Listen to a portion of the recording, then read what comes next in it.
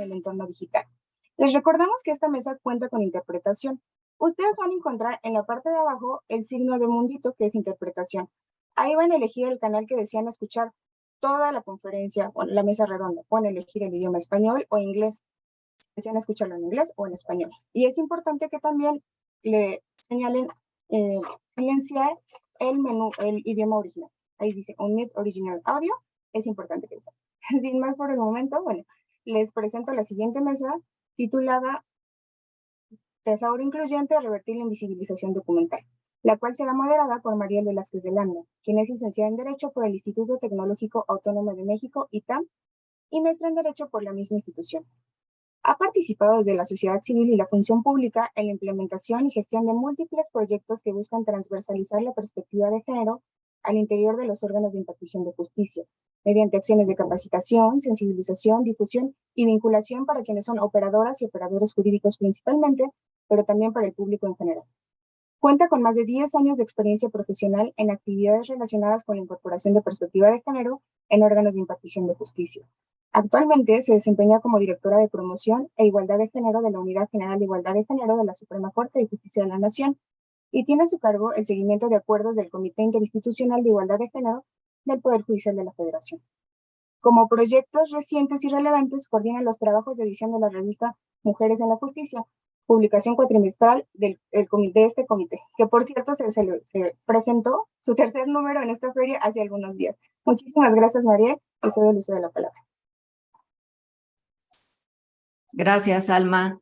Pues muy buenos días. Sean todas las personas que acompañan a esta transmisión muy bienvenidas a esta mesa redonda que ya nos han presentado, titulada Tesauro y lenguaje inclusivo, revertir la invisibilización documental. Forma parte de este extraordinario seminario y de esta 20ª Feria Internacional del Libro Jurídico del Poder Judicial de la Federación. En primer lugar, quisiera agradecer a todas las personas organizadoras del seminario por esta cordial invitación, especialmente a su titular, la licenciada María Adriana Campoyo Lagunes. Es un honor para mí estar el día de hoy aquí en la moderación de esta mesa.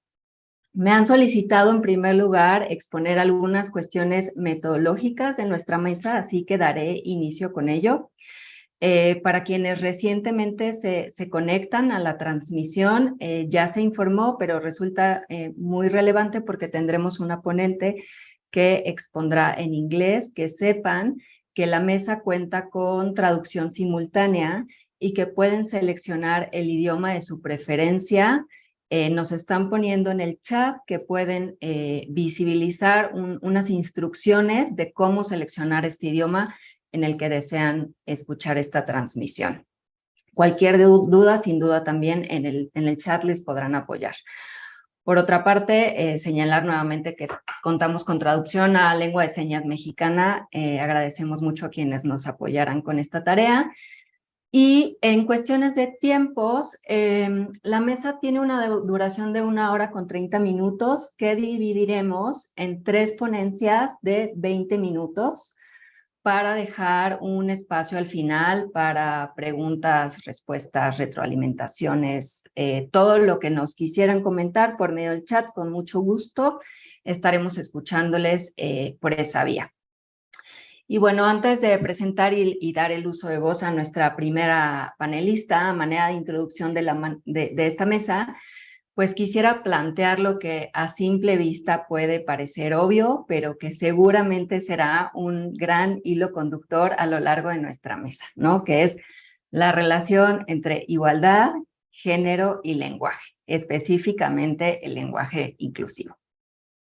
Y al estar planeando esta introducción, me pareció relevante y quise traer a colación una cita del ministro presidente Arturo Saldívar en la prensa mexicana de hace ya algún tiempo, pero que resulta de lo más pertinente, en el que afirma que, abro comillas, la pregunta nunca ha sido si el masculino genérico incluye a las mujeres, ni si el género gramatical coincide con el sexo. De lo que se trata, hablando del lenguaje inclusivo o incluyente, es de cuestionar y de reflexionar sobre lo que el lenguaje y sus normas significan y representan en nuestra sociedad.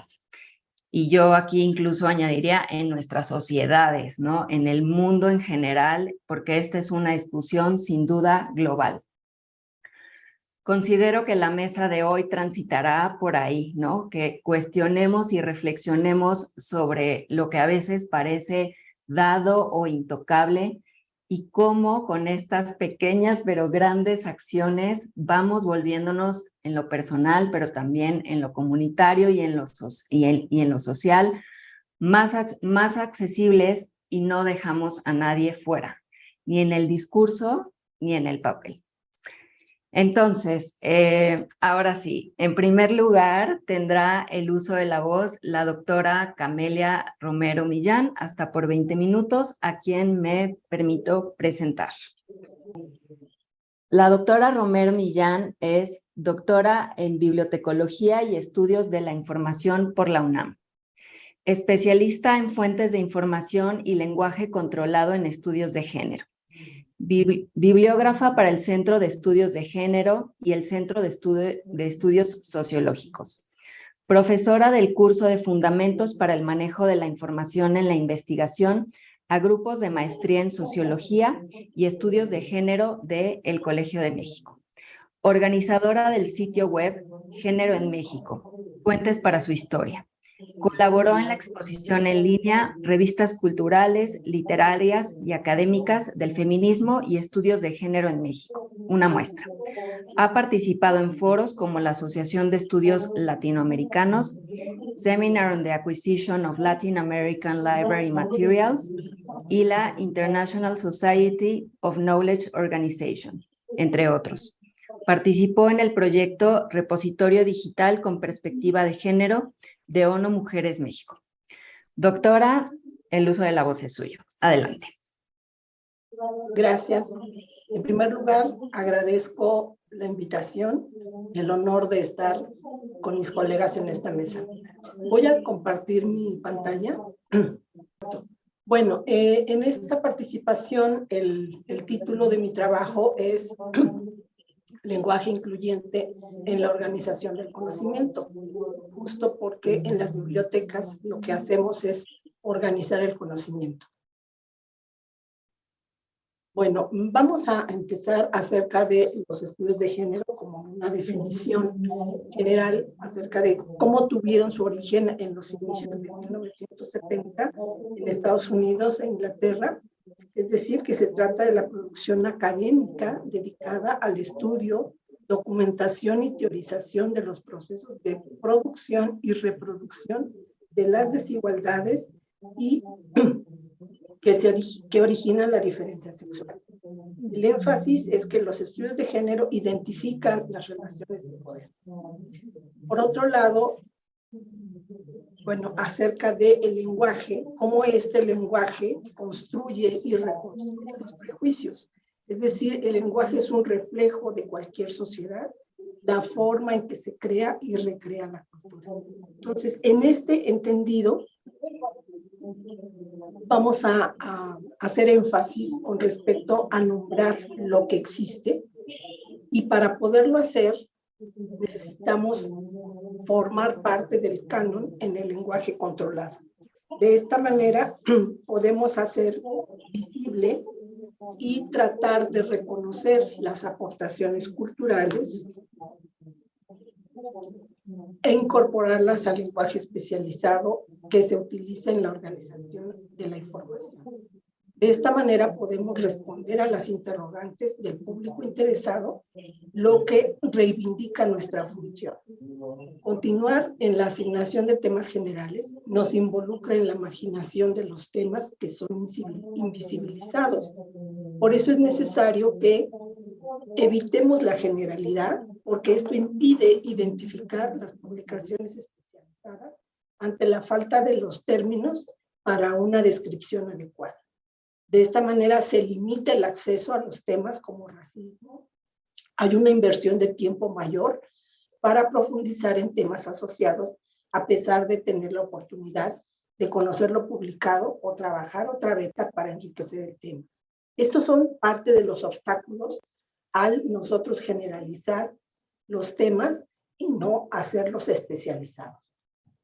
¿Cómo vamos a evitar esta discriminación o esta marginación de los temas? Bueno, para hacerlos recuperables, hacer recuperables estas investigaciones independientemente de donde se lleven a cabo y privilegiar sus aportaciones para valorarlas en su contexto, estoy citando el libro El género en serio, donde menciona la autora Connell el concepto de extraversión y lo define como el hecho de que los profesionales carecen de autoridad intelectual y dependen de fuentes externas a su país para obtener reconocimiento, así como las credenciales que validen lo que saben. Sostiene que la división global del trabajo se ve reflejada en que se exportan datos y se importa ciencia aplicada, es decir, marcos completos, terrenos de debate y problematizaciones. En los países llamados subdesarrollados o en desarrollo, se actúa como informantes nativos, pero no como generadores de conocimiento. De ahí la importancia de nutrir los lenguajes controlados de forma constante para incorporar las aportaciones de los ámbitos locales en regiones como América Latina, ante los avances de estudios de género y los derechos de la ciudadanía en general. Aquí menciono que se reconoce la producción externa, pero se margina la nacional o regional. Y justamente aquí entra nuestro trabajo de bibliotecología. Para esto tenemos como eje teórico la teoría de la terminología, que nos permite retomar la perspectiva de la teoría comunicativa de la terminología, que trabaja Cabré, que es una terminóloga, y ella contribuye en revitalizar los lenguajes controlados desde una perspectiva flexible y rescata los valores que se transmiten por medio de la lengua, como son los contextos sociales, culturales y la diversidad de idiomas. La misma teórica en terminología sostiene que los términos son unidades de conocimiento de la lengua y de comunicación. Formuló un modelo de representación que lo denominó la teoría de las puertas, que concibe las unidades terminológicas a partir de 3 puertas o componentes: el cognitivo como unidades de la percepción de la realidad, el lingüístico como unidades del discurso y el social como unidades de divulgación de conocimiento.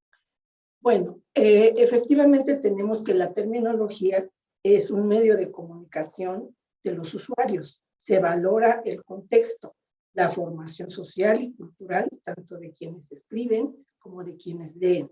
El texto es el reflejo de los hablantes. En este sentido, retomar el lenguaje de la comunidad especializada en el tema es necesario para enriquecer los lenguajes controlados y erradicar la discriminación. De acuerdo a una concepción posmoderna del lenguaje, el trabajo de normalización se aplica para un ordenamiento óptimo, el cual tiene ventajas y desventajas.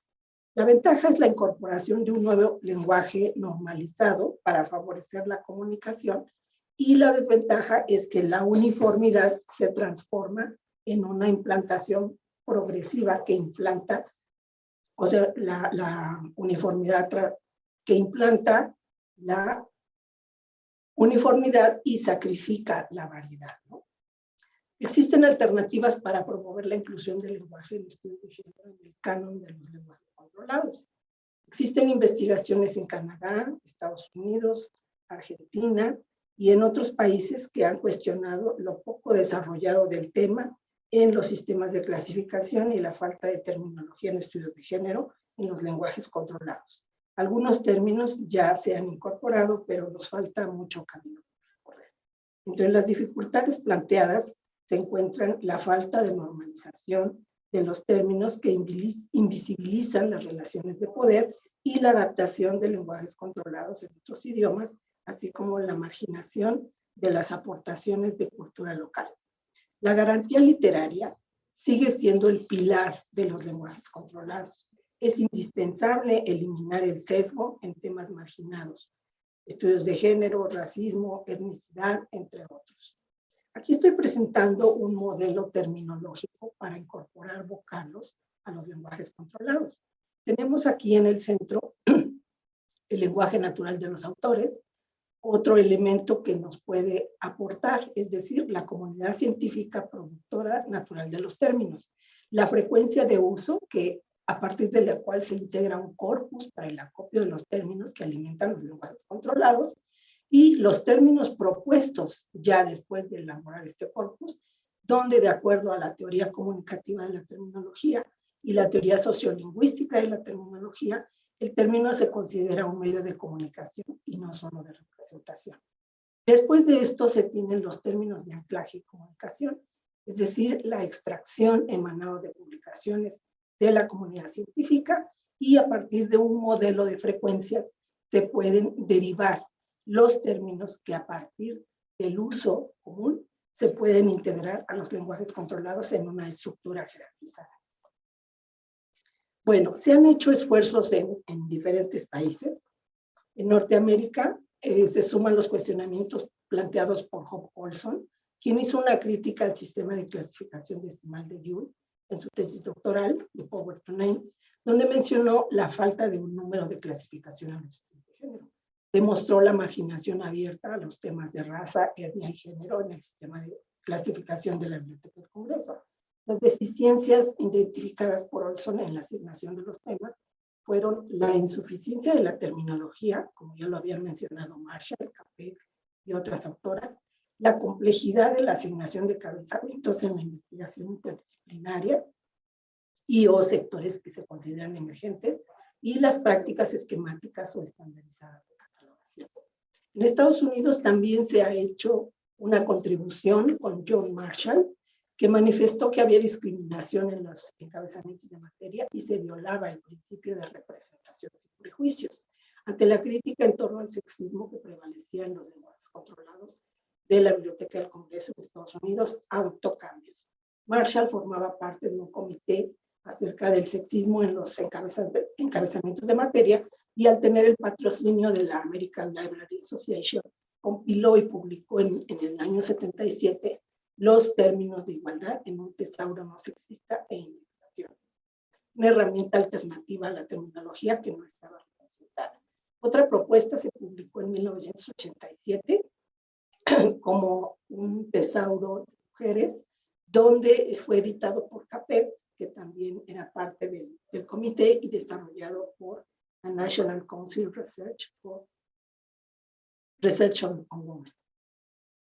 En Estados Unidos, la Biblioteca del Congreso de Estados Unidos, que es una autoridad en la catalogación y la clasificación, un grupo de especialistas en bibliotecología revisaron los términos que integraban los encabezamientos de materia en su edición de 1983 para extraer aquellos relacionados con el tema de género, y los reunieron en una compilación donde están Women's in LC Terms. Lo publicó en 1988, contiene su conjunto de términos en los lenguajes controlados de la Biblioteca del Congreso que recomendaban utilizar junto con los lenguajes controlados para entender sus relaciones e interpretaciones. En esta compilación también trabajó Capek, que fue quien participó en el tesauro de la mujer, y se consideró como un punto de partida no solo para identificar lenguaje nuevo, sino como un estímulo para contribuir en su enriquecimiento. Fue la única edición, no se volvió a actualizar. En la Unión Europea, en Holanda, la organización internacional como Lesbich publicó y elaboró y publicó a Queer Thesaurus and International Gay and Lesbian Index Terms. Y bueno, este fue también el único que se publicó. Después, el trabajo de Marshall fue la base para crear el European Women Thesaurus, que es una lista estructurada de términos que se puede consultar ahora todavía, está actualizada en la organización, en el sitio web de la European Institute Gender Equality. Existe el tesauro en varios idiomas y es de acceso libre.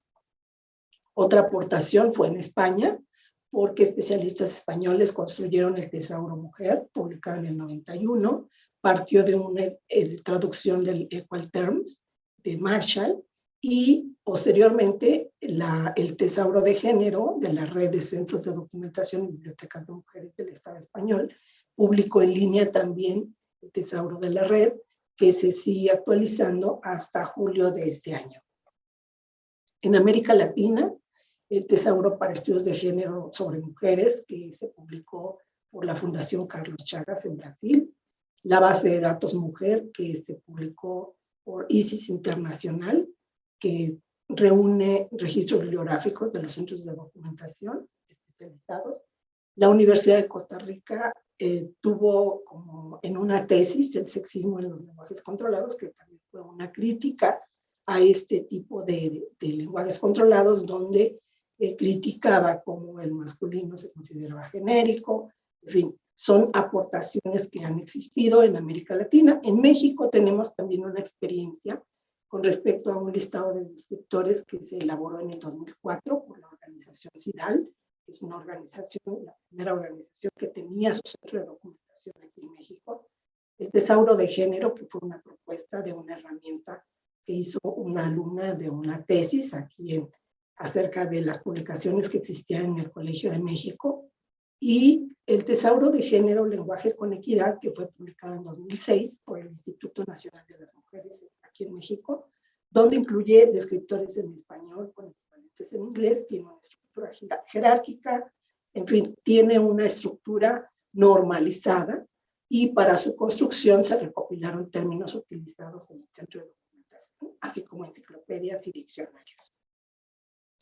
¿Cómo se dificulta la consulta de los estudios de género en las bibliotecas? O sea, ¿a qué viene todo esto? Bueno, justamente a que los estudios de género en América Latina y México han incursionado en la academia con el objetivo de sustentar teóricamente las relaciones de poder y, en consecuencia, mejorar las condiciones de las mujeres para construir relaciones efectivas.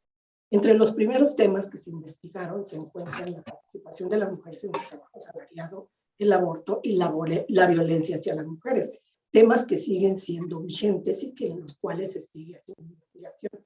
La demanda de información especializada para retroalimentar la investigación asociada al tema de estudios de género no se hizo esperar. Las colecciones de las bibliotecas incorporaban documentos, pero el problema es que ante el vacío terminológico de los temas y los lenguajes controlados comenzó a tener efectos adversos. ¿Cuáles son estos? Que en los catálogos de las bibliotecas no había precisión en la asignación temática, se asignaban temas generales y se traducía en la utilización de las aportaciones.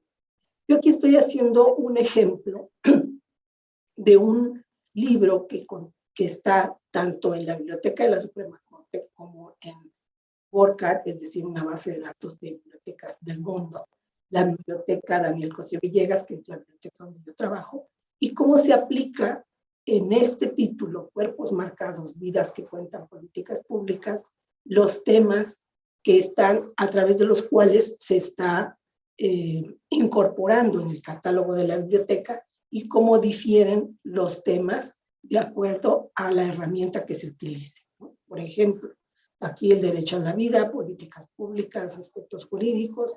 Lo que coincide es el tema del aborto. En esto, en WordCat, por ejemplo, no aparece. En la biblioteca Daniel Cosío Villegas tampoco aparece, pero sí aparece salud pública, política sanitaria, cuerpo humano. Aquí violencia contra la mujer, que está en la biblioteca de la Suprema Corte, si lo incluyen, maternidad, en fin. Y el tesauro de género, cómo puede aportar términos nuevos o términos diferentes que podrían contribuir en la descripción del contenido, que son legislación sobre el aborto, legislación sobre salud, derechos humanos, desarrollo social y políticas públicas, transgénero, racismo y aborto, que es el que coincide en varios, ¿no? Luego el tesauro de género de España, que les comenté que se ha actualizado hasta 2022, incluye también aborto, políticas públicas, salud mental, etcétera, que son elementos que pueden enriquecer la descripción del contenido del documento a partir de vincular varias herramientas y enriquecer el registro.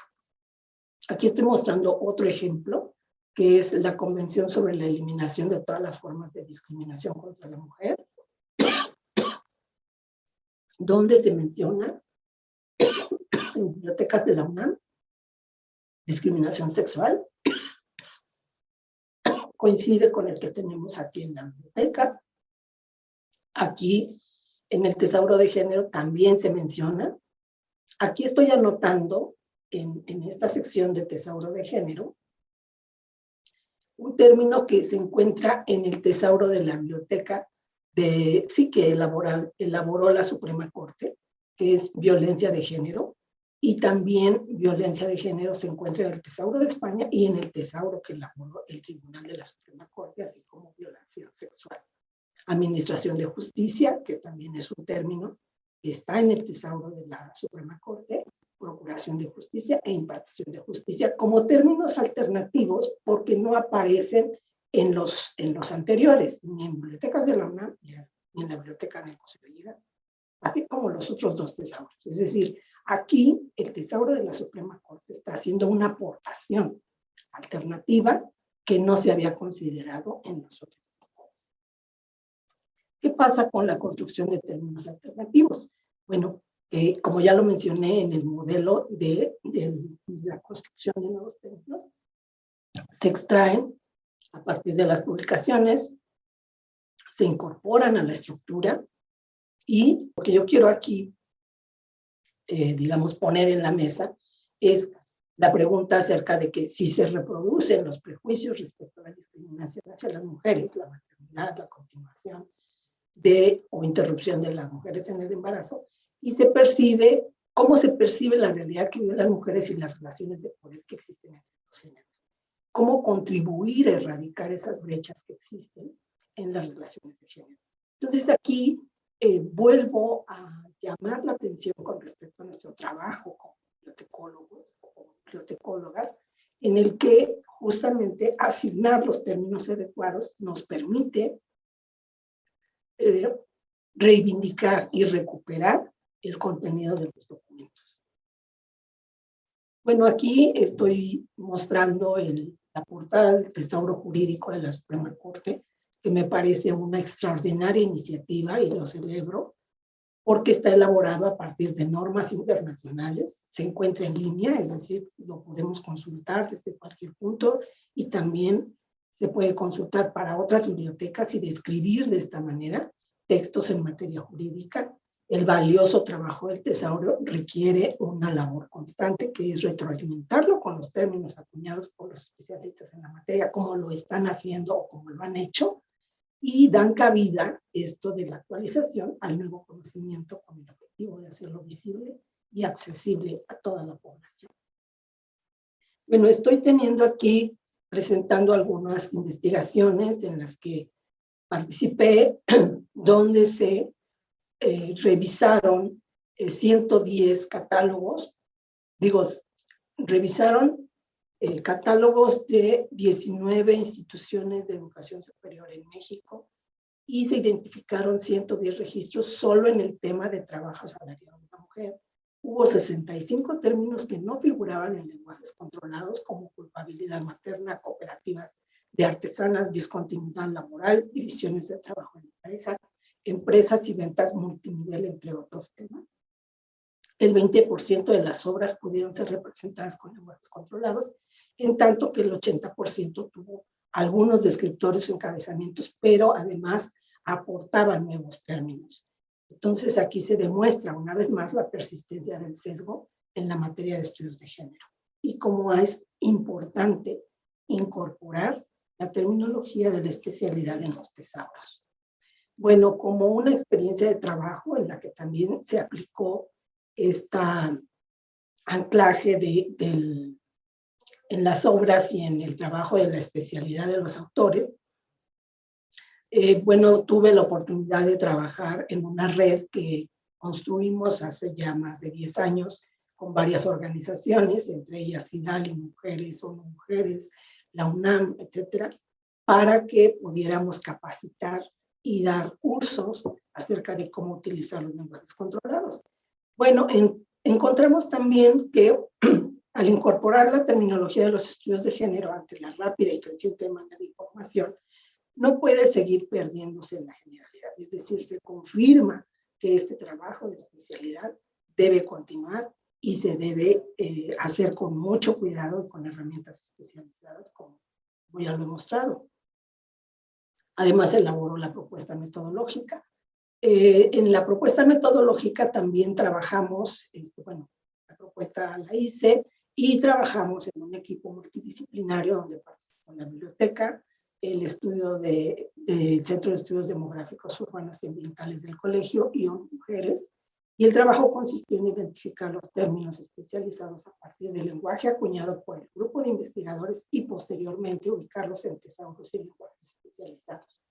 El siguiente paso fue elaborar notas de alcance o notas de aplicación de los términos nuevos para indicar las relaciones con otros asociados. Fortalecer el diálogo con los especialistas fue otra de las, digamos, aportaciones que tuvimos para conocer la terminología y conocer las actualizaciones en el área de estudio. Bueno, con esto yo termino y agradezco la participación porque considero que foros como este nos permiten socializar e identificar los avances y propuestas que nos lleven a construir mejores redes de conocimiento y ponerlas al alcance de todos. Muchas gracias. Muchísimas gracias, doctora Romero. La verdad es que es un placer escucharla.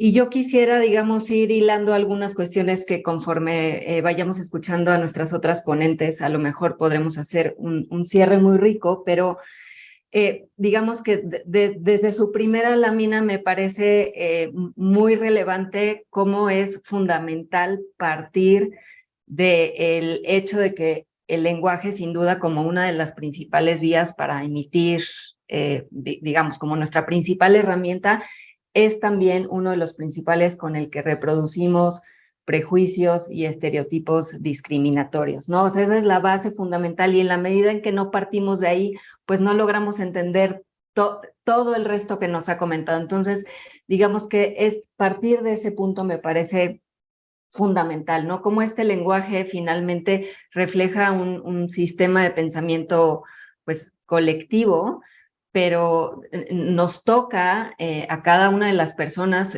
desde nuestros distintos ámbitos de trabajo y, por supuesto, los personales también, pues, cuestionarlo, ¿no?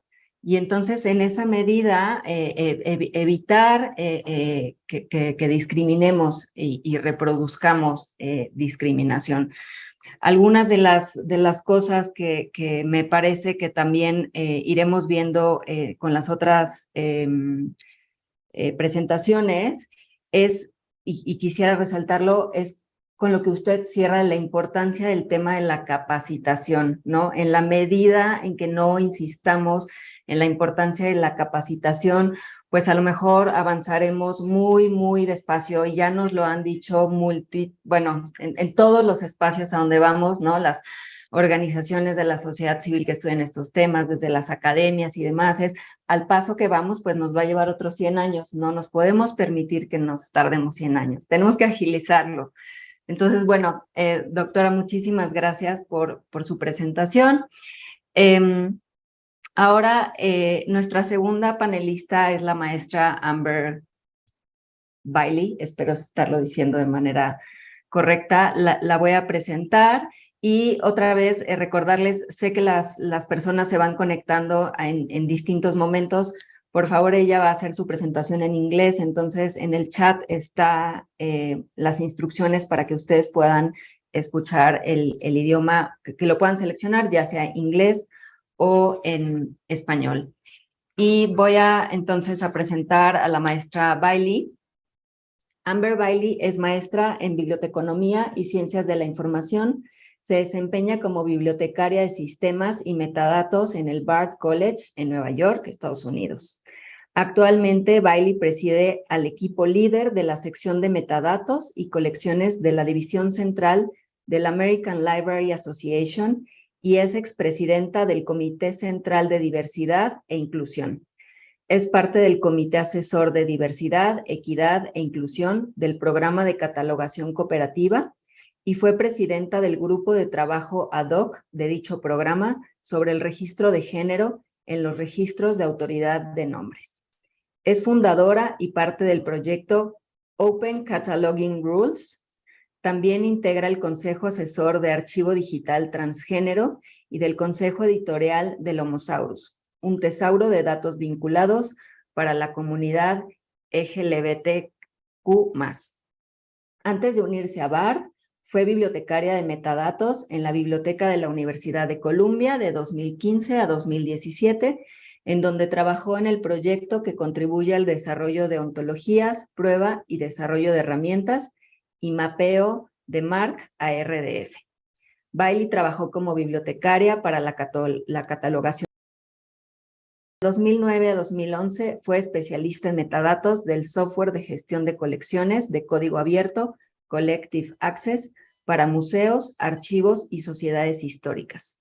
También se desempeñó como presidenta de la Asociación de Bibliotecas de Vermont de 2013 a 2014. Maestra Bailey, gracias. Tiene el uso de la voz hasta por 20 minutos.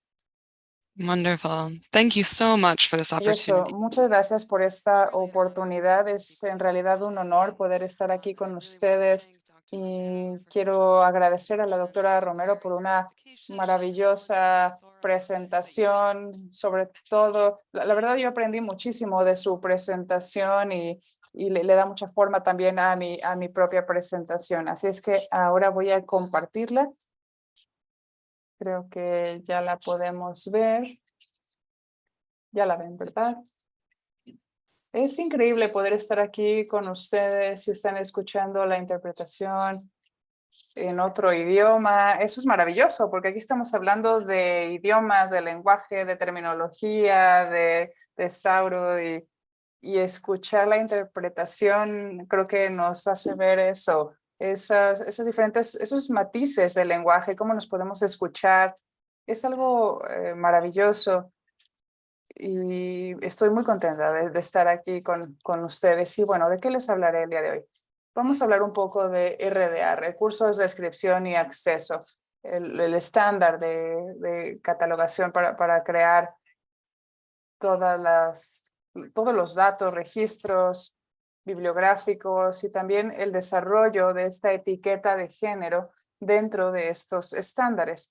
Y luego voy a hablar un poco del problema con el registro de género en los metadatos bibliotecarios. Vamos a hablar del soporte que tenemos que dar a los cambios en la forma en la que está registrado el género y vamos a hablar de las diferentes instrucciones, sugerencias para la implementación para el registro de género. ¿Qué es RDA? Asumo que la mayoría de las personas que están escuchándonos son bibliotecarios, pero no estoy 100% segura de eso. Entonces, yo voy a explicar todo desde cero para que todos lo puedan comprender. RDA, Recursos de Descripción y Acceso, RDA, es un estándar internacional para el catálogo descriptivo para crear metadatos bibliográficos. Esto fue lanzado en el 2010 y adoptado por la Biblioteca del Congreso y toda la comunidad a partir del 2013 y fue modificada en el 2022 con grandes proyectos. Y esta revisión todavía no ha sido adoptada, pero vemos que este invierno ya tendrá la adopción. RDA es un conjunto de elementos, instrucciones, vocabularios para ayudar a los catalogadores al crear estos registros bibliográficos. Inicialmente fue diseñado para adherirse a la Federación Internacional de Asociaciones de Bibliotecas, IFLA, también los registros bibliográficos de FRBR, FRAD y FRISAT, que son los requerimientos de los datos. Todos estos modelos de datos, RDA se diseñó para poder adherirse a esos modelos. Y hace varios años, IFLA consolidó estos tres modelos en un solo modelo de referencia bibliotecario que se llama IFLA LRM. Y para esto tenían que rediseñar el RDA. Y por eso se hizo este rediseño en el 2022. RDA es el sucesor de AACR2, las reglas de catalogación americanas en su segunda edición, que esto nos brinda todas las perspectivas para crear metadatos, para trabajos, expresiones, manifestaciones y diferentes asuntos. Todas las relaciones que tienen que ver en este mundo bibliográfico, todos los libros, todo lo que catalogamos en nuestros estantes que pueden dividirse en trabajos, expresiones, manifestaciones y diferentes artículos. Y esto nos da la orientación para poder registrar información sobre personas, corporaciones, familias, y nos da también los lineamientos para poder registrar diferentes lugares y tiempos. No voy a entrar en lo que quiere decir nomen, porque esa es otra presentación. y vamos a hablar principalmente de personas en esta presentación. Eso se llama trabajo de autoridad, cómo describir a las personas.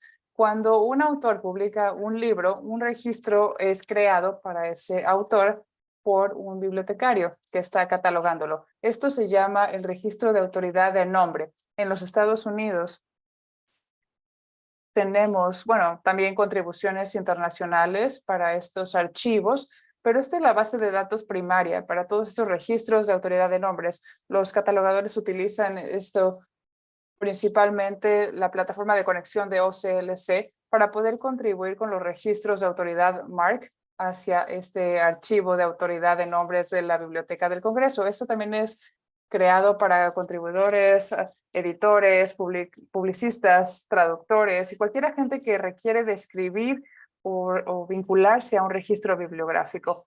Y me dio curiosidad y tal vez podemos hablarlo y en el chat pueden también comunicarse cómo se crea y se mantiene un registro de autoridad en México, porque yo no lo conozco. ¿Se contribuye a estos archivos del Congreso o tienen su propio archivo nacional?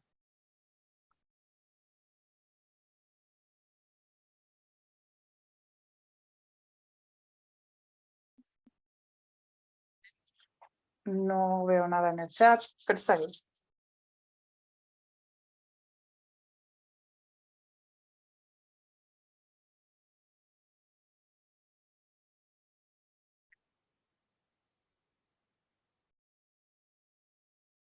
Ok, ya están contestando. Ok, maravilloso, gracias por sus respuestas. Entonces sí, hay un archivo nacional, aparte de contribuir al archivo internacional a través de OCLC.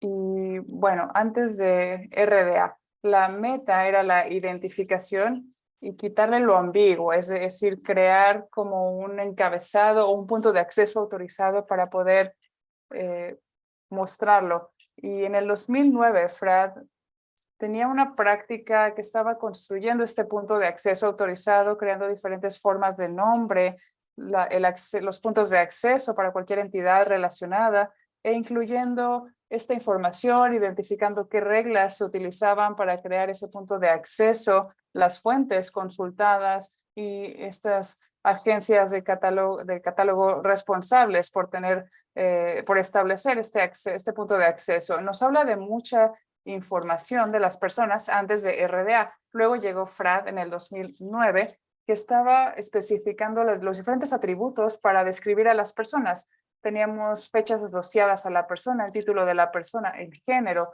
lugar de nacimiento, lugar de muerte, país, afiliación, dirección, el lenguaje, campo de actividad, profesión, ocupación, biografía, su historia, otra información asociada a la persona y desde luego cualquier entidad relacionada, nombre, identificador, cosas como estas. Y no fue hasta que llegó FRAD. Y en mi investigación yo estuve tratando de averiguar cómo es que el género y todos estos atributos llegaron a este lugar. Y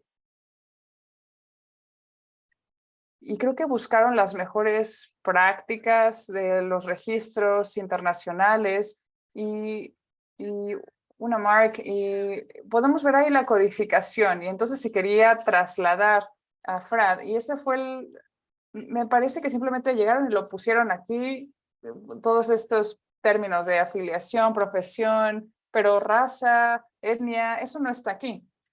Y con la definición de estos atributos en FRAD, esto se codificó hacia RDA.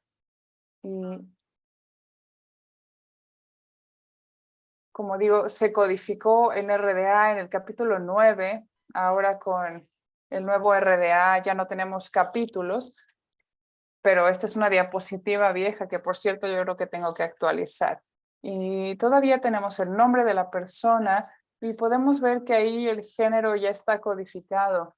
Todos estos elementos que se encontraban en FRAD ahora están en RDA como elementos que podemos usar para describir a una persona y poder codificarlo en MARC también. Tenemos estos campos nuevos para codificar esto en el registro MARC.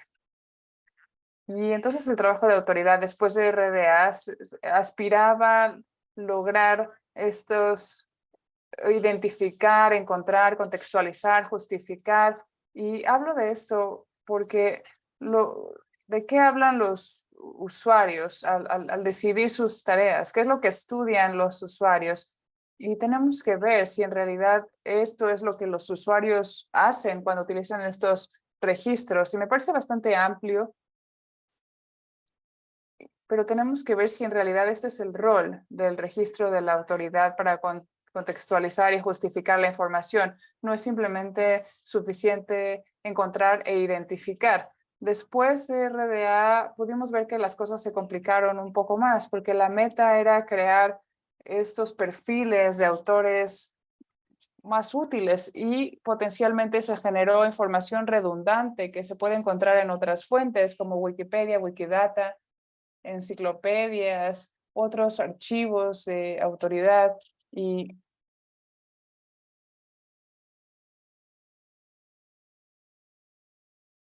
con estos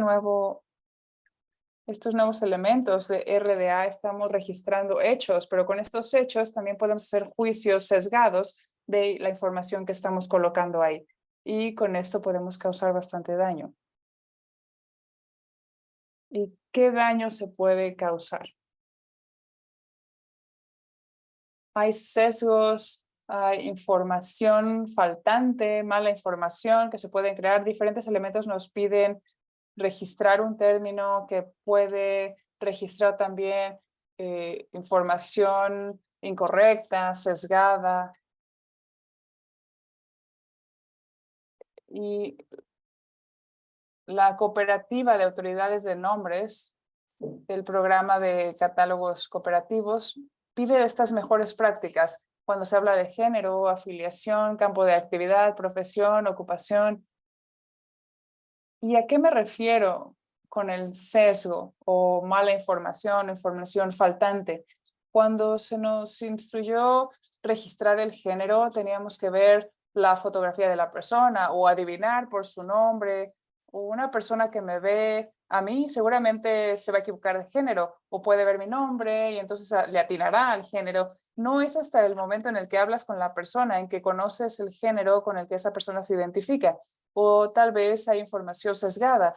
Este registro, por ejemplo, de Maya Angelou, deja atrás el hecho de que ella hacía trabajo sexual en sus primeras etapas de la vida. ¿Por qué no lo pusieron ahí? Tal vez alguien está tratando de buscar a todos los poetas que eran prostitutas también y no la podrían encontrar porque esa información está faltante ahí en el registro de Maya Angelou.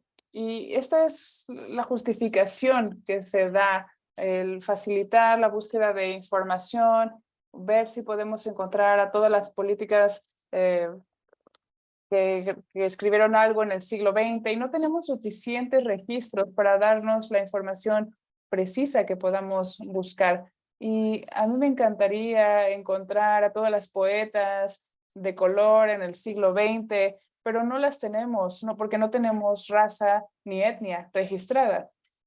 Por lo que esta es información faltante que está creando falta de precisión en nuestras búsquedas y que también nos trae más sesgos y falta de información.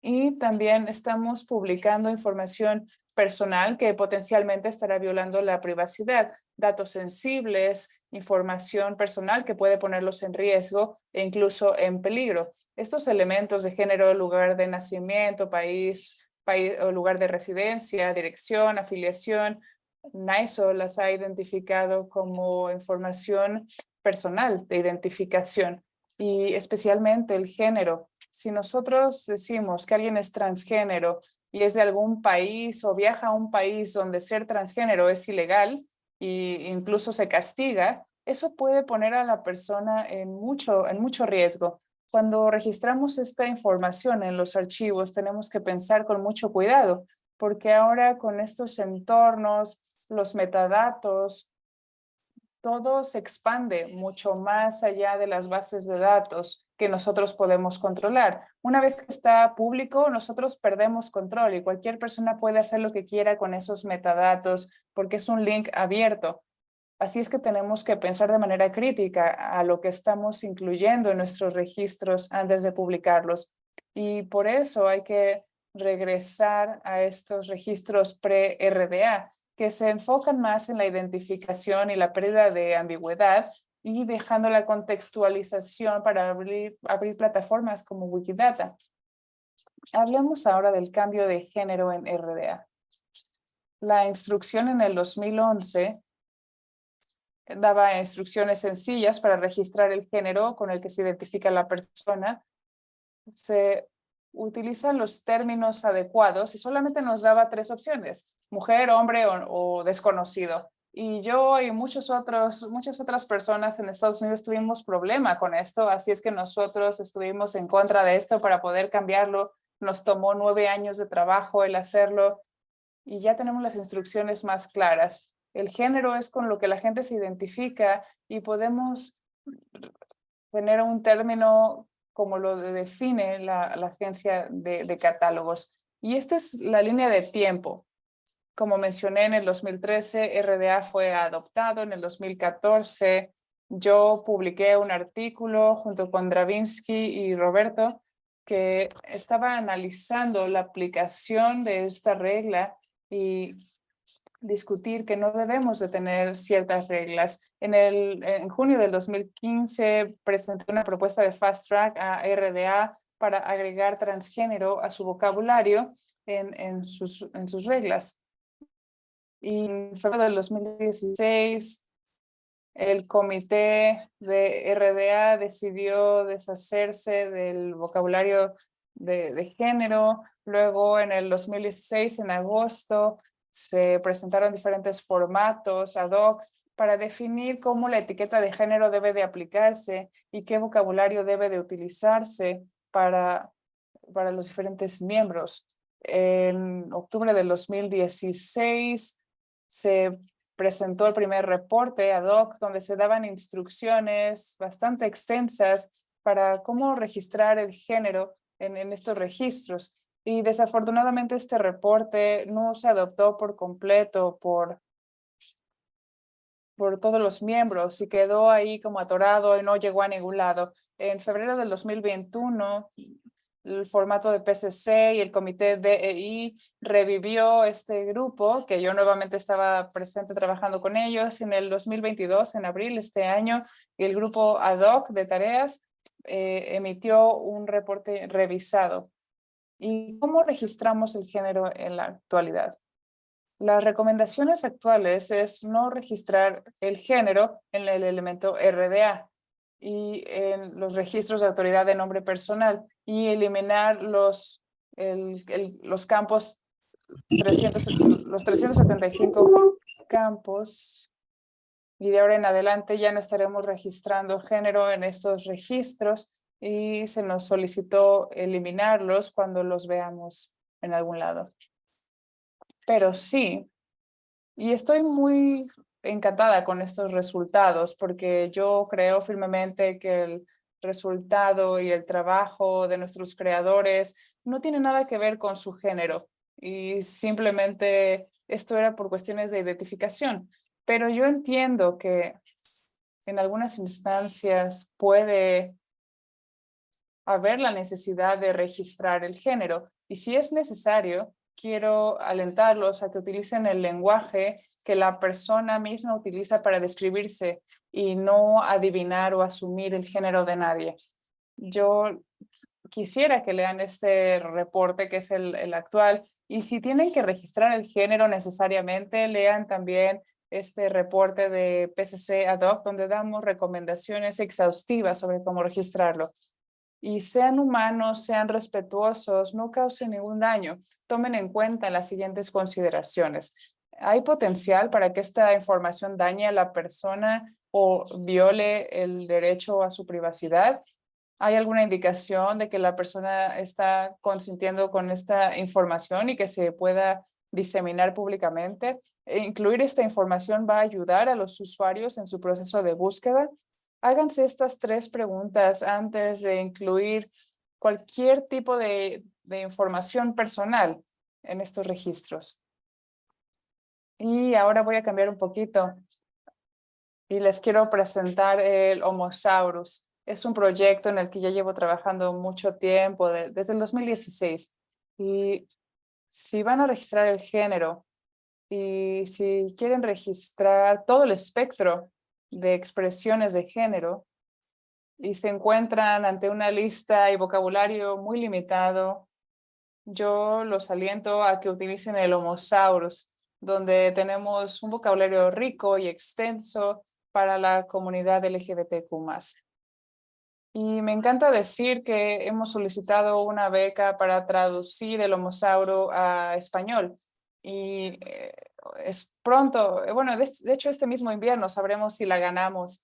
Y si alguien en esta llamada está interesado en hacer esa traducción, seguramente tendremos un anuncio para poder participar en ello. Y me encantaría colaborar con ustedes. El Homosaurus es un vínculo internacional de vocabulario con términos LGBTQ+, que mejora el acceso a los recursos LGBTQ dentro de las instituciones culturales, diseñado para servir como una ayuda en estos vocabularios en los diferentes bibliotecas de congresos, y es un vocabulario muy robusto de terminología muy específica LGBTQ que mejora el descubrimiento de los recursos LGBTQ.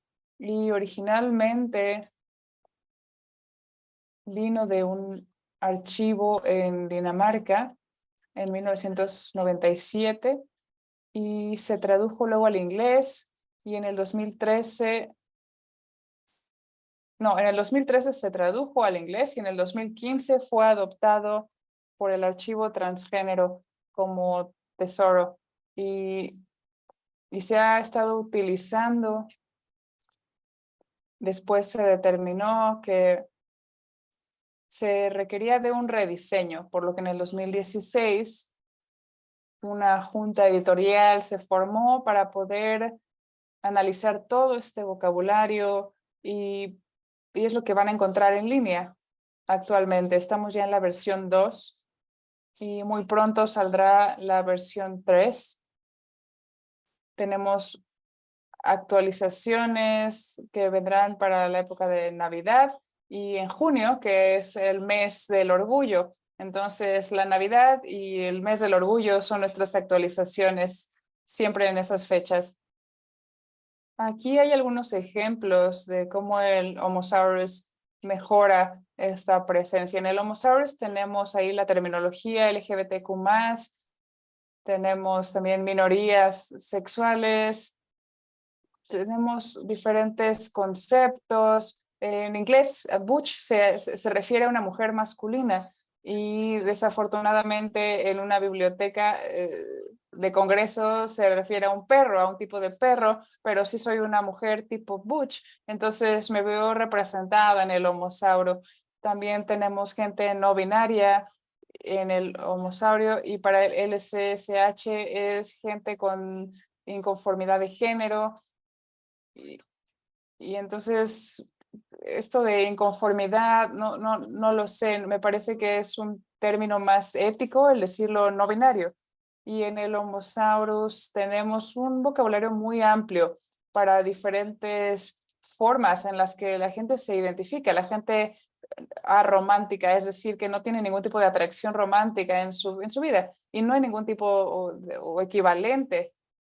Así es que hay términos muy específicos de la comunidad, pero también términos muy amplios que simplemente no están disponibles en las bibliotecas del Congreso.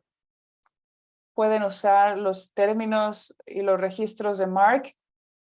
Por ejemplo, aquí tenemos este código fuente, tenemos el Homo-It, nos gusta Homo-It, y aquí pueden ver un ejemplo de un término y cómo se utiliza en este código, en ese campo 650. Para los que hablan el lenguaje MARC, seguramente lo entienden.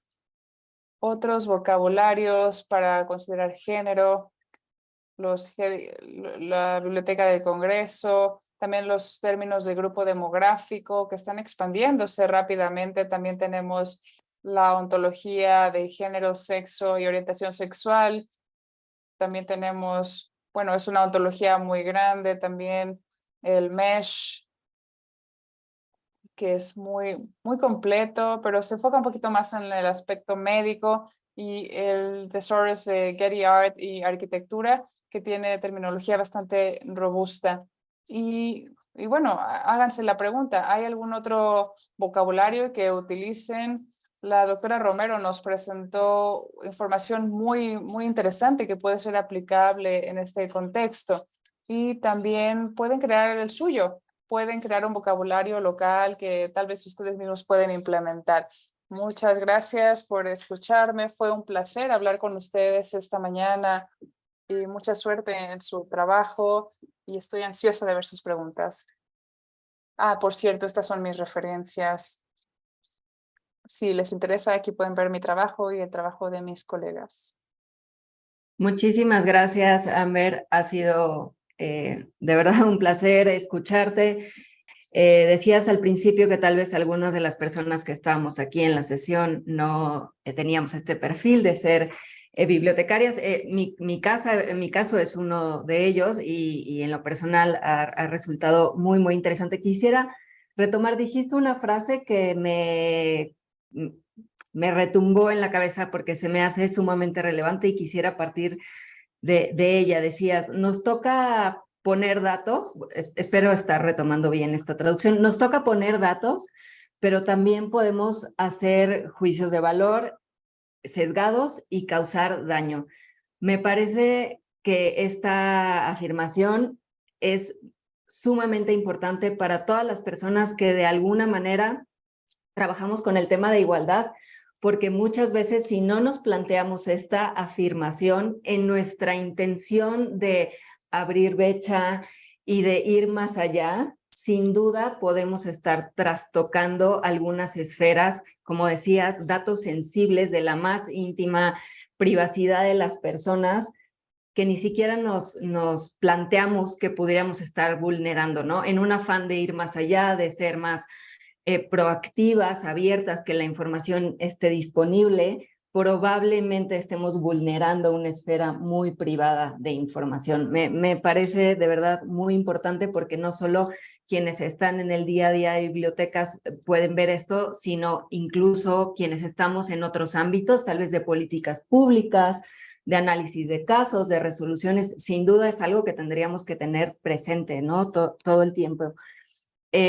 También es un gusto escucharte y ver lo que están haciendo en Estados Unidos, porque entiendo, y aquí seguramente quienes están en esto día a día, pero yo entiendo que desde la parte al menos de México, ustedes en una de las presentaciones, de una de las diapositivas que nos presentabas, veíamos como al menos lo que tienen, creo que desde 2006 era mujer, hombre, y la tercera categoría era desconocido u otro. Nosotros no hemos llegado a esa tercera categoría, entonces pues sin duda hay mucho que hacer y reflexionar, pero ahora veo que incluso ustedes llegaron al punto de no registrarlo, de considerar que eso es mucho más protector. Entonces, bueno, hay sin duda una discusión muy interesante en este tema. Yo también espero a ver qué preguntas nos pueden hacer en unos minutos para ti. Muchísimas gracias, ha sido muy interesante tu presentación. Y ahora, para cerrar esta presentación, nuestra tercera ponente es Blanca Rodríguez Bravo. Ella es catedrática de la Universidad del Área de Biblioteconomía y Documentación de la Universidad de León. Imparte docencia en el área de representación y organización de la información en el grado en Información y Documentación, y anteriormente, desde 1991, en la Diplomatura de Biblioteconomía y Documentación. Previamente a su carrera docente, ha sido bibliotecaria en la Universidad de León desde 1988. Imparte docencia, asimismo, en el Máster Universitario en Sistemas de Información Digital de la Universidad de Salamanca, desde el curso 2007-2008, en la materia Formas de Acceso a la Información Digital, y desde el curso 2013-2014 en la materia de descripción, representación y organización de contenidos digitales. Igualmente es docente del Máster Cultura y Pensamiento Europeo, Tradición y Pervivencia de la Universidad de León. Asimismo, participa en el programa de doctorado de varias universidades españolas. Es autora de un nutrido conjunto de publicaciones, entre ellas varias monografías y más de 60 artículos indexados, referidas fundamentalmente a las temáticas siguientes: la representación y organización del conocimiento, la comunicación científica, la utilización de contenidos electrónicos en las bibliotecas electrónicas y el comportamiento informacional. Ha dirigido una docena de proyectos subvencionados por el Ministerio de Educación Español, la Junta de Castilla y León y la Universidad de León, y ha participado como colaboradora en varios proyectos, entre otros 2 de carácter internacional. Asimismo, ha dirigido y dirige tesis doctorales, así como trabajos de fin de máster. Asimismo, ha desempeñado diversos cargos de gestión, entre ellos los de directora académica de la Biblioteca Universitaria, directora del Departamento de Patrimonio Documental y coordinadora de Biblioteca, Archivo y Universidad Online. Bienvenida, doctora Blanca Rodríguez, y es suyo el uso de la voz hasta por 20 minutos. Bueno, muchas gracias, Mariel. Yo quiero en primer lugar agradecer vuestra invitación para estar aquí y felicitar a las ponentes que me han precedido en el uso de la palabra, que me han parecido que han realizado unas exposiciones de mucho interés. En algunos casos me permitirán abreviar un poco la mía, para no repetirnos. Bueno, yo voy a hablar de la relación entre la presunción de universalidad de los sistemas de organización del conocimiento y los sesgos, fundamentalmente la exclusión de la mujer. Los sistemas de organización del conocimiento documental tienen generalmente esa presunción de universalidad, dado que pretende normalizar el vocabulario. Esta presunción queda de relieve pues, en el nombre de la clasificación decimal universal, por ejemplo. Sin embargo, se encuentra en muchas otras clasificaciones, como la clasificación decimal Dewey, como la de Cater o la de Ranganathan, y también en otros sistemas de organización del conocimiento. Muchas de estas presunciones se justifican desde la literatura y sus postulados con el argumento de que la diversidad en el lenguaje causa problemas de comunicación y en el proceso de normalización, que es intrínseco en los vocabularios controlados, a veces es necesario sacrificar algunos usos y conveniencias minoritarias a favor del beneficio de la mayoría. Así, la solución tradicional en organización del conocimiento ha sido traducir el lenguaje natural a uno sintético universal. Sin embargo, como señala Hope Olson de la Universidad de Alberta, ya mencionada por la doctora Romero, la representación de la información de este modo pues, se muestra como un ideal, pero como un ideal inalcanzable, y además el resultado que tiene este uso es frecuentemente excluyente. De hecho, son varios los autores que han puesto de relieve las limitaciones de las clasificaciones como sistemas de organización del conocimiento, y entre ellos pues, destacan los trabajos pioneros de Olson. La visión de universalidad seguida en los sistemas de organización del conocimiento es lo que Olson llama la tiranía de la mayoría. Y con todo, la suma de las voces de las minorías pues a veces sí puede superar en volumen a la de la mayoría, y por ello se han venido sucediendo de forma continuada numerosas críticas desde distintos ámbitos que han puesto de manifiesto el concepto de invalidez universal de las clasificaciones bibliotecarias. Los sistemas de organización del conocimiento universales no son válidos para todas las comunidades a las que pretenden dar servicio, y ello obedece a que en el caso de las clasificaciones bibliográficas están construidas sobre fundamentos culturales establecidos que primarán unas facetas sobre otras en el desarrollo lineal de sus clases, y esto se plasmará en una serie de sesgos lingüísticos y estructurales que afectarán de forma negativa a la población que los utiliza. Además, se ha esgrimido comúnmente el argumento de que la invalidez de una organización del conocimiento de carácter universal deriva de que la sistematización que realizan de la realidad y del conocimiento es provisional y por tanto caduca. y ello está en consonancia con el hecho de que las disciplinas científicas están sujetas a numerosas concepciones y cambios, y también a que la estructuración que presentan estas clasificaciones está limitada o constreñida a la concepción del mundo de quienes han ordenado el conocimiento. Como ha puesto de relieve Bárbara Kwasnik, las clasificaciones nunca son creadas en el vacío social o político y en ellas es inherente la jerarquía.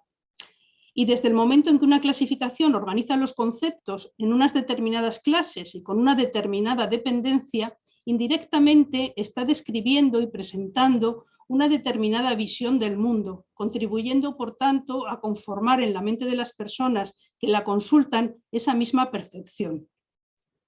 Ante esta situación, muchos estudios que critican la neutralidad de las clasificaciones se han focalizado en la revisión de la estructura y también de la terminología de estas clasificaciones en pos de la eliminación de sesgos y de asimetrías.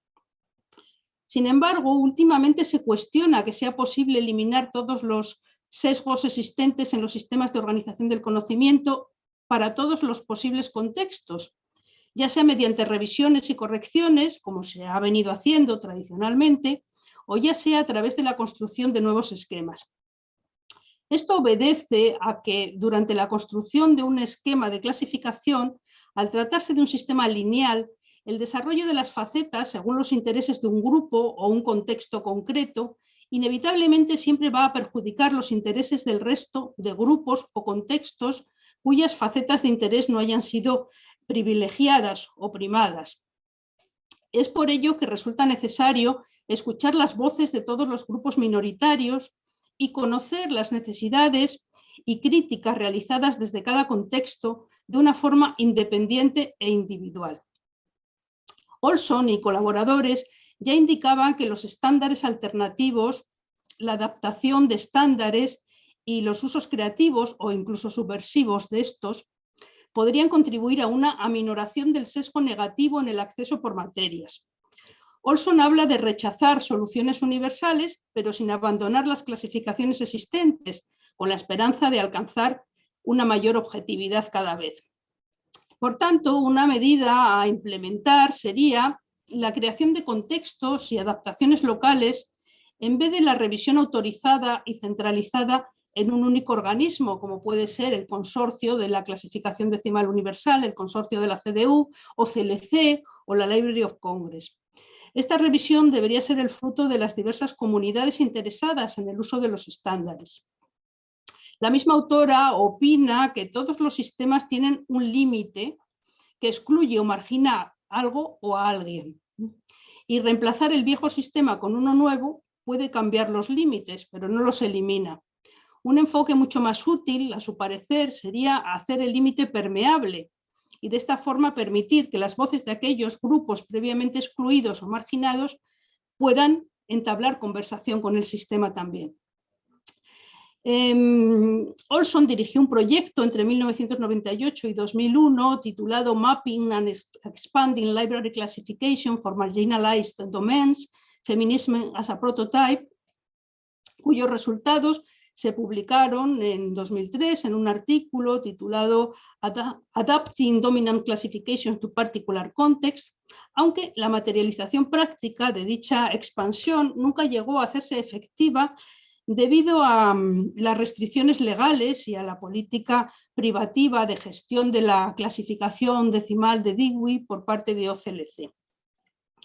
En esta línea de creación de contextos locales, hemos colaborado en un reciente trabajo en vías de publicación en las actas del próximo congreso de DICIC, que se celebrará la próxima semana, planteando que los problemas de universalidad en los sistemas de organización del conocimiento universales se pueden paliar con la aplicación de adaptaciones locales que se acomoden a los diferentes grupos y contextos, es decir, realizando adaptaciones locales de los sistemas de organización del conocimiento y estableciendo un vínculo entre las tablas de estas adaptaciones teóricas y las tablas oficiales de la CDU, lo que es el Master Reference File.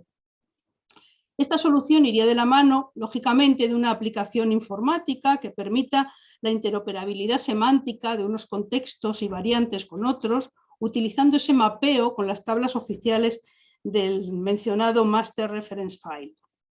En otros trabajos anteriores, algunos que he realizado en solitario y otros en colaboración, se ha puesto de relieve diversas inconsistencias y exclusiones de los sistemas clasificatorios centradas fundamentalmente en cuestiones de género y tanto de carácter estructural como terminológico, y tanto sobre vocabularios jerárquicos, en particular sobre la CDU o clasificación decimal universal y sobre la clasificación decimal Dewey, como sobre vocabularios alfabéticos, en este caso listas de encabezamientos y tesauros.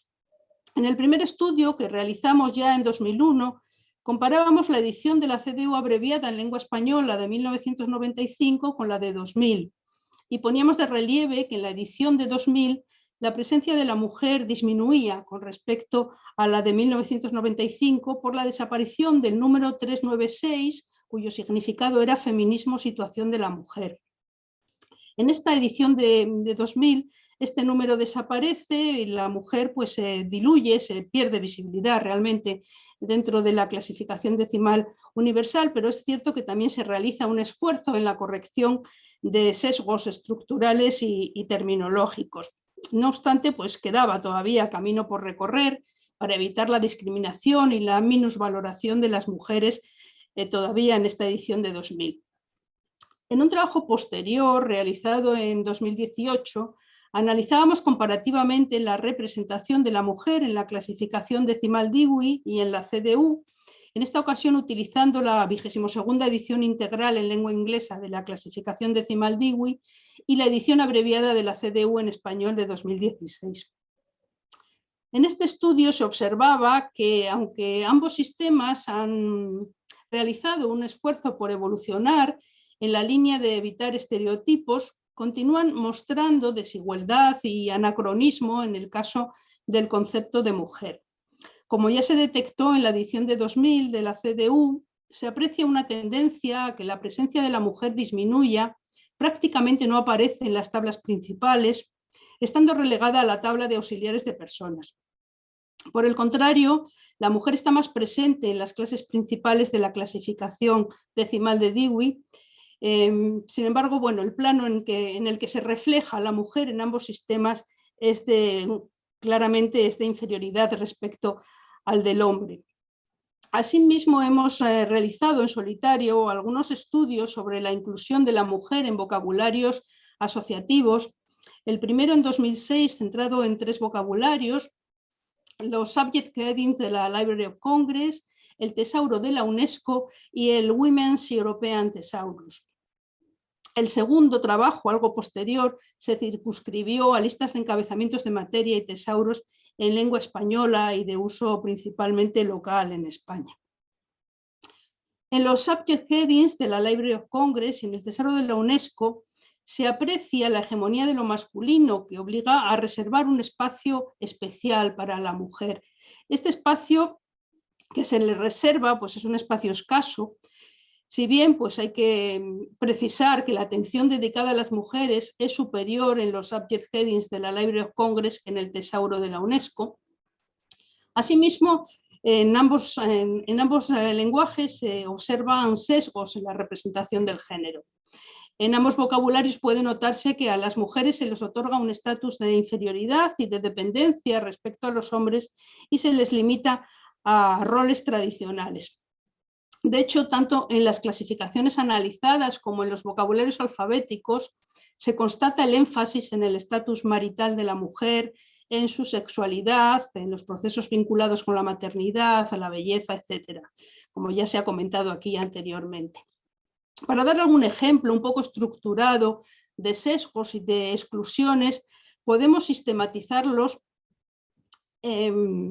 utilizando una tipología ya utilizada previamente por Olson y algunos colaboradores en un trabajo de 2021 que divide los sesgos y las exclusiones en 5 modalidades. Perdón. La primera, el tratamiento del tema como excepción. La segunda, la guetoización del tema. La tercera modalidad, la omisión del tema. La cuarta, la estructura inapropiada de la norma. Y la quinta, la terminología sesgada. Bueno, refiriéndonos a la primera modalidad, el tratamiento del tema como excepción, el ejemplo paradigmático es el de descriptores o el de encabezamientos del tipo mujer como matemática, mujer como física, mujer como ingeniera, etcétera, dándose a entender que una mujer que se dedica a las matemáticas es una excepción. Un ejemplo de este sesgo está presente en el Tesauro de la UNESCO, con un descriptor que se llama Women in Politics.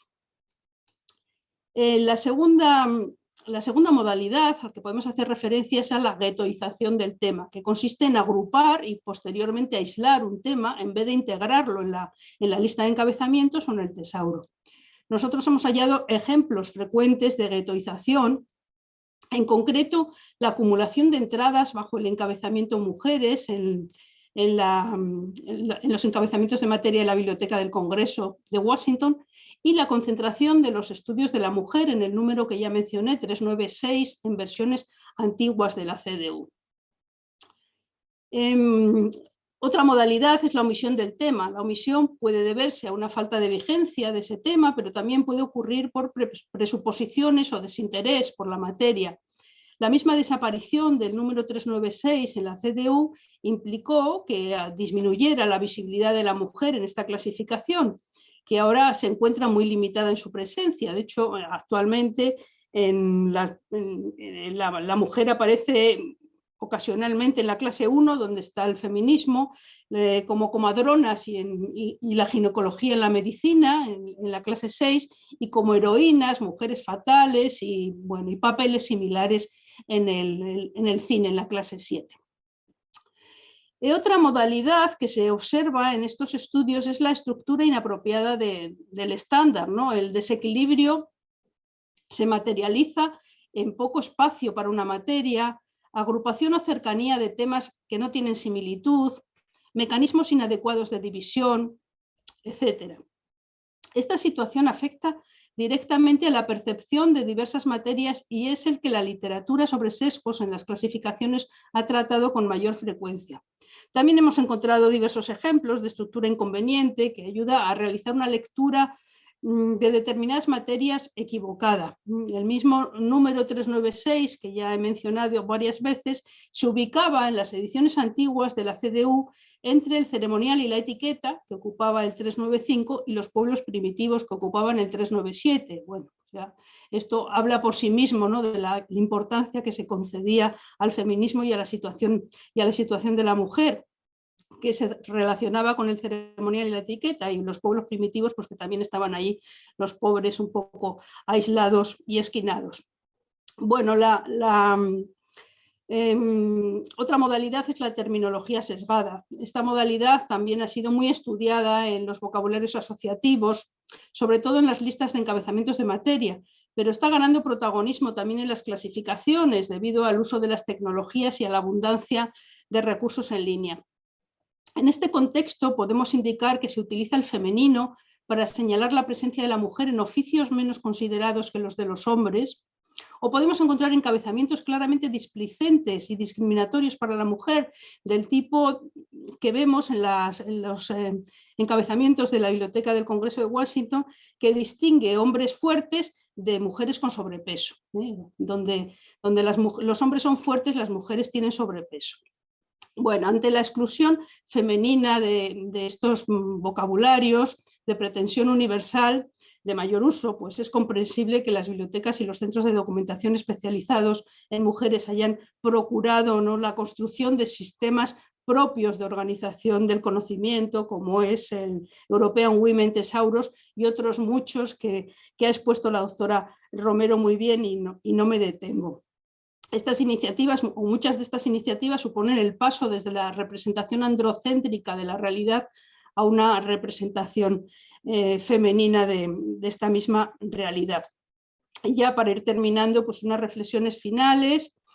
Quería comentar que en los estudios realizados se han encontrado todos los sesgos apuntados anteriormente, pese a que se ha ido avanzando en pro de la búsqueda de la equidad, algo que se aprecia en el análisis de diferentes versiones de la CDU.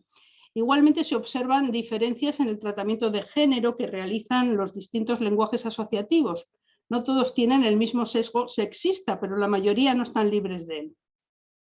En la mayor parte de los instrumentos terminológicos, la presencia femenina es escasa porque el lenguaje ha erigido lo masculino como universal, como genérico, y asimismo es inapropiada porque su discurso de representación del conocimiento mantiene los estereotipos femeninos, ofreciendo una imagen anacrónica de la mujer y dando muestras de sexismo.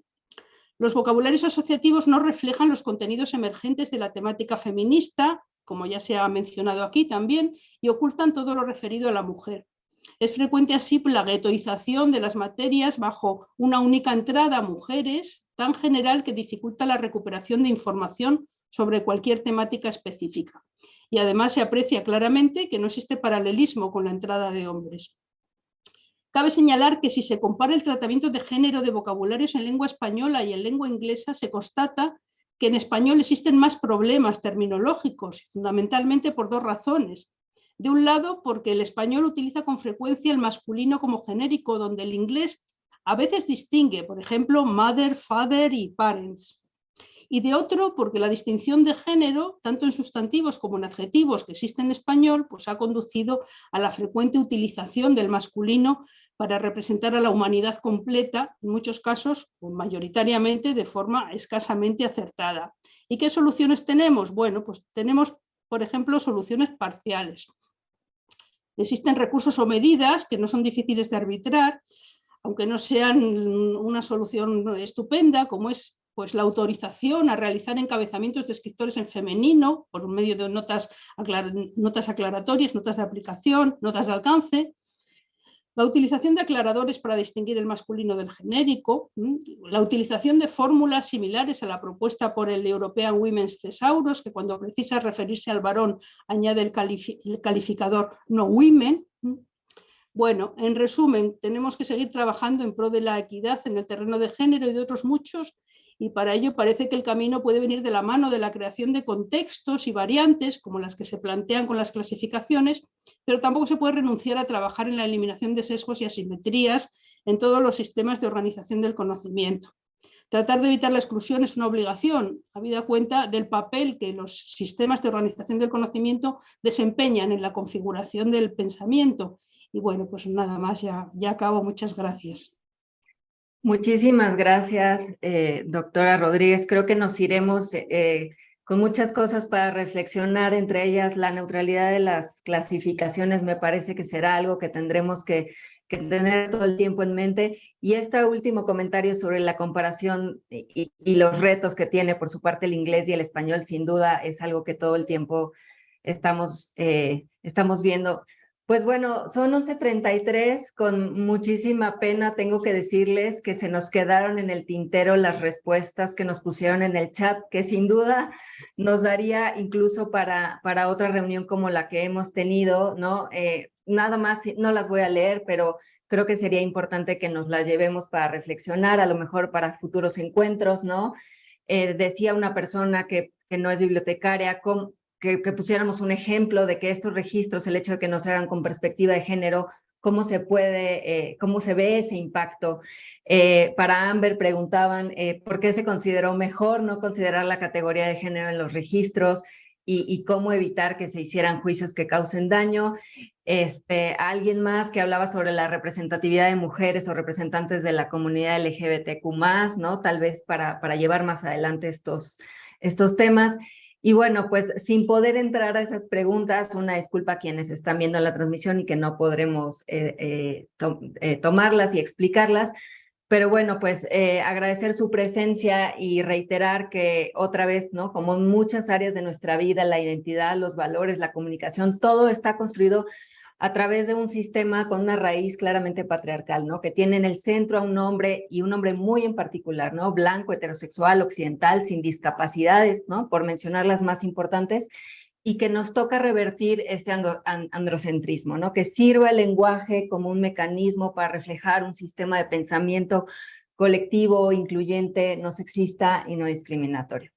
Pues sin más, siendo las 11:35, agradecemos muchísimo su presencia y que sigan disfrutando de este seminario. Gracias y buen día.